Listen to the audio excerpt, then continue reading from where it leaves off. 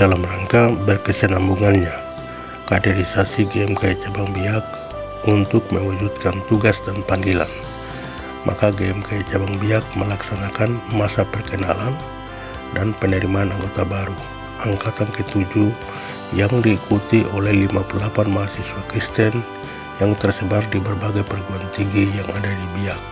pada tanggal 8 sampai tanggal 9 Oktober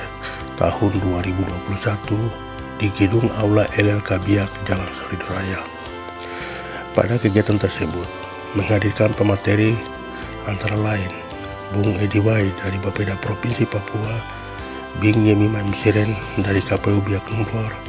Pendeta Charles Masnanjifu, Korwil 12 GMKI Papua dan Papua Barat, Bing Agustina Klorwai dari aktivis perempuan Papua, Bung Jimmy Krobo, Ketua KNPI Biak Numfor, dan Kasat Narkoba Polres Biak Numfor, Rivalino Ranungkir, Ketua GMKI Cabang Biak, dan Valentino Jikwa, Sekretaris GMKI Cabang Biak. Anggota baru GMKI Cabang Biak angkatan ke-7 diharapkan untuk tidak hanya pada proses masa perkenalan, tetapi harus berkesinambungan pada proses kaderisasi di GMKI selama masih mengenyam pendidikan di perguruan tinggi,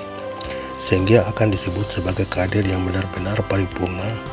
atau mengikuti jenjang proses kaderisasi di GMKI untuk tampil sebagai pemimpin yang militan pada 3 medan layanan, yaitu gereja, masyarakat, dan perguruan tinggi. Ucapan terima kasih dari pengurus cabang GMKI Biak dan seluruh senior members dan senior friends menyampaikan ucapan syukur kepada Sang Kepala Gerakan kita Yesus Kristus yang telah memperkenankan kegiatan masa perkenalan berjalan sesuai dengan kehendaknya.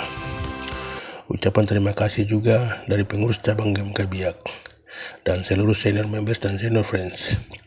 menyampaikan terima kasih kepada pemerintah daerah Biak Numfor, dalam hal ini Bupati Biak Numfor, Bung Heri Arionap SSC MPD, yang dengan tulus dan penuh perhatian